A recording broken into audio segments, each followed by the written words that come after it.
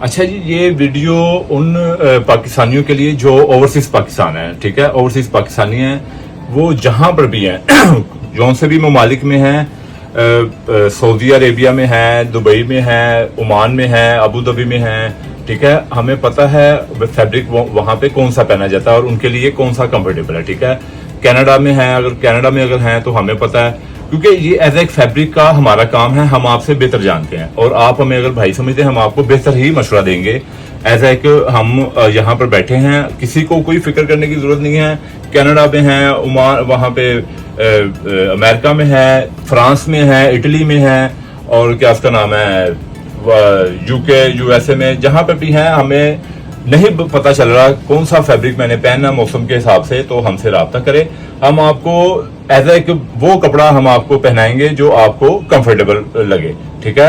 आपकी तबीयत भी खुश होगी और माइंड भी आपका